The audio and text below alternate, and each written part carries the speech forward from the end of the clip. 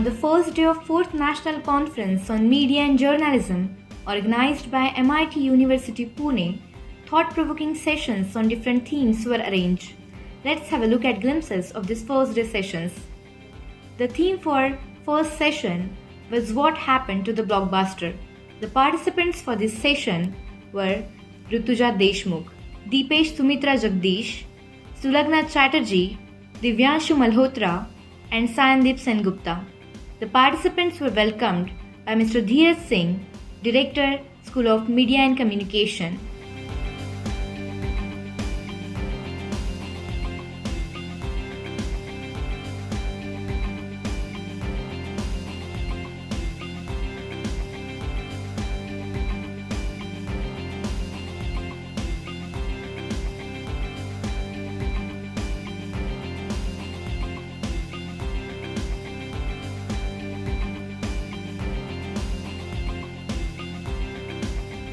Dr. Pranima Bagchi shared the vision behind organizing this national conference on media and journalism. I would like to inform that the 4th NCMJ has a vision which is promotion of peace and harmony in the world through truth and ethical journalism. A very innovative mission has been crafted specially for the 4th NCMJ, which states, igniting the spirit of ethical journalism ingrained with social sensitivity, raising the extent of awareness, involvement, responsiveness, and access through open deliberations between media leaders, policy makers, youth, society, and industry at large. Another very important mission statement states, creating energetic youths as future media leaders and as ethical journalism ambassadors. So we are really happy to have the young and dynamic Bharat participating in the 4th NCMJ. The session was moderated by Rutuja Deshmukh. While interacting with the participants, she said, talking about Indian cinema that is going through a major transformation, partly initiated by OTT platforms and partly because of the pandemic. While long-form content continues to rule the roost, there has been a considerable surge in the phenomenon called anthologies and web series. This sort of content, the smaller content, 30 minutes content, and its place in the collection of short films, which might or might not be based on common themes. Yeah. Another thing that interests us is probably the affective registers the OTT sets off.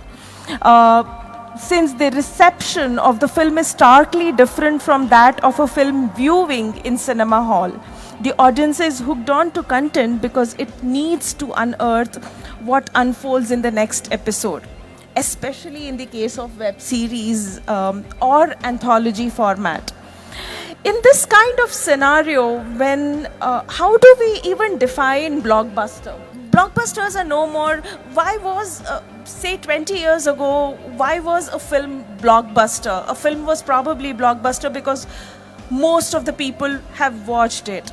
Say for example, if I talk to my generation people, and it's a statement you should take with a pinch of salt, but everyone's watched Dilwale Dulhaniya Le Jayenge, or a film like Sholay, which probably everyone has watched. How does blockbuster gets defined on an OTT platform? So here, I leave you with all of this. The participants discussed various things in the panel discussion. Divyanshu Malhotra shared his on-field experience with the students. पहले जब हम writing सीखते थे तो 3 act structure होता था. Beginning है, middle है, एंड है. फिर धीरे धीरे we come to start working in shows. The structure is different. Short film, the structure is different. Feature film, the structure is different. Larger beginning, middle, end सबका है. Within that, structure changes. So I guess one of the questions was कि when you're writing a scene, how is it different for OTT and how is it different for film?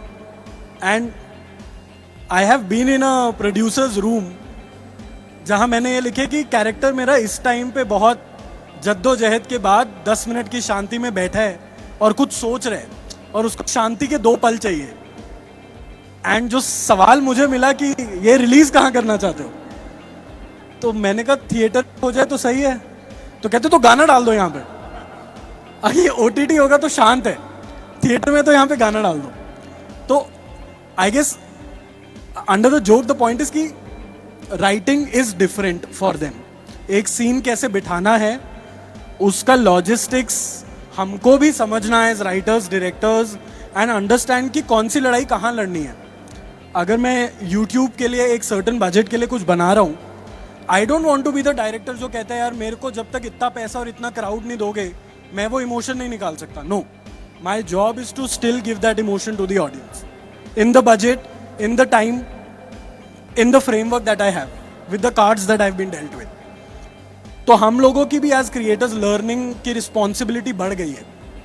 Now we are not following the 10 minute के बाद एक गाना डाल दो. We are following different styles of writing, so we have become more of students. जैसे sir बोल रहे हैं कि हम लोगों की responsibility to become students बहुत ज़्यादा बढ़ गई है अब. Deepesh Sumitra Jagdish emphasized the importance of writing in his talk. लोगों का रिएक्शन कैसा है वो पैसे से नहीं समझ में आएगा. वो लोग रिएक्ट कैसे कर रहे हैं उस पर, कितने मीम बन रहे हैं, कितने व्यूज आ रहे हैं, वो हमें साफ साफ दिखता है. उसका कितना पैसा आ रहा है उसमें, तो कितने पेज हैं, कितना प्रोड्यूसर को जाता है, डिस्ट्रीब्यूटर को जाता है, वो एग्जैक्ट कितना कमाया है, वो एक बड़ा फिगर दिखता ज़रूर है. कितना कहाँ जाता है वो बहुत साफ साफ भी नहीं होता है. लेकिन OTT पे वो व्यूज से हमें साफ साफ समझ में आता है कि कितनी ब्लॉकबस्टर है, लोगों में पहुंच रही है.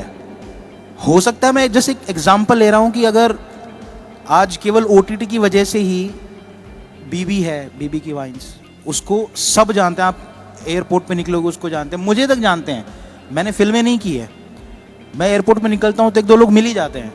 तो वो ताकत यही है, वो ब्लॉकबस्टर ही है. उसको क्या कहेंगे, ब्लॉकबस्टर ही है कि आपको एक साधारण सा आदमी वो OTT पे आकर YouTube पे एक छोटा स्केच करके जाता है, उसको किसी एयरपोर्ट पे कोई पहचानता है. आपने फिल्म भी नहीं की है फिर भी पहचानता है.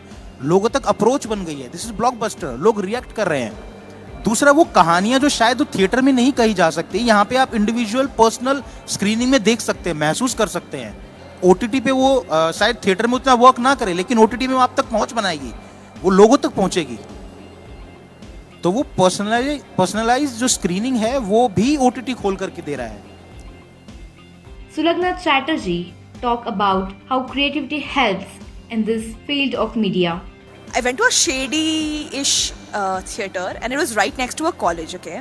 At 9 o'clock in the morning, I see it filled with college students, 18, 19-year-olds. Everyone screaming, shouting, singing. In that moment, and I was a very young writer. I was just like a year or 2 into writing back then. And I was like, oh my God, this is what I want to do. It's a power. The kind of, it's almost like your audience is in a trance, right? Like you have caught them, it's magic. You have complete power. You can tell them, make them believe in a world that does not even exist, make them believe in things that you want them to believe. Or it's a different power altogether. So that's the kind of power that any filmmaker wants. I don't believe that it just has to be a visual spectacle for it to be successful on, the big screen. Because yes, an RRR is a visual spectacle. I remember when I made my parents watch it, they were like, अरे यार next time ना ऐसा कुछ movie आएगा ना तो theater में जाएंगे. Because Hotstar में वो देखने का उतना मज़ा नहीं है जितना I'm sure it must have been when you would watch it on the big screen. The idea of private viewing, also gives the audience a certain sense of security, I feel, in terms of not being judged. But with OTT, that fear has gone. I can be authentic to my kind of storytelling, and I know there will be takers for that. Sometimes at the cost of tokenism, but sometimes really authentically they want to do it. Sandeep Sengupta spoke about the recent trends in the industry. We have now the appetite because we have seen so much more content, not only specific to our Indian demographic, where we are only telling a certain stories for years. Now because an OTT boom has happened, which is now a dystopian South Korean show, Squid Games, having the highest view in Netflix across the globe. Now that talks about how our films, our shows are at a global platform where probably his journey with his father, if he wants to show it honestly on a show, can be viewed by somebody sitting in US or UK or anywhere.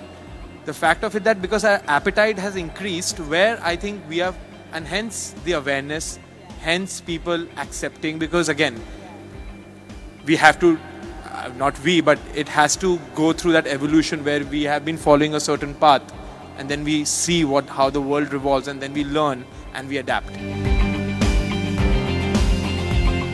The theme for second session was cancel culture. The session was moderated by student Rupam Uttam.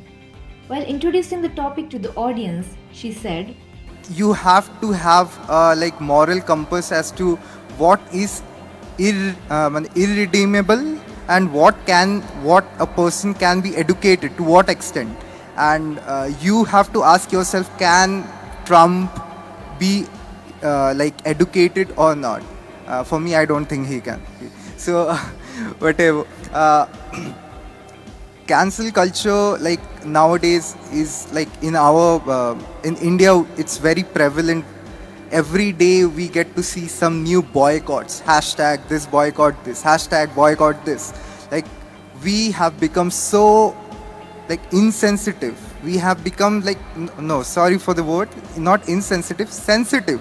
Yes, we have become so sensitive to very small comments about anything about us that whatever, like whoever tells that, we tend to like, no, he has hurt my feelings, I have to cancel him and everything. No, नहीं सुनो ना उसको सुनने का जरूरत नहीं है. अगर तुमको प्रॉब्लम है मत सुनो, कोई और सुनेगा उसको.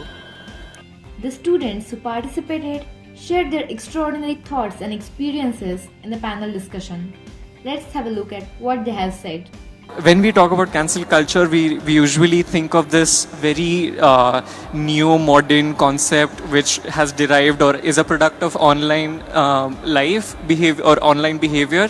But if we just roll back to history, we might notice that there has been social rejection or social exclusion of different concepts, different people, different cultures by society to different society, by society to different people, indifferent of their caste, community or identities. Usually it boils down to identity. So it does go beyond the last 20 years of online behavior or history of cancel culture as an online behavior. If we look into the context, in context of Indian history, we had a very famous movement of the Swadeshi movement back around the time of Indian freedom struggle, where Indians who were fed up of the salt tax and the taxation on daily necessities, that they gave up on the sort of catering the international markets did or the Britishers did to Indians, and they came up with their own products, they came up with their own solutions. And if you see there's a bit of cancel culture pattern you can see in these behaviors where they rejected Britishers and their products and so on, and then they came up with their own indigenous solutions. So it's not a new thing, that's for sure. That's well established. When we talk about cancel culture, I guess it's very important to talk about the sections who cancel the people.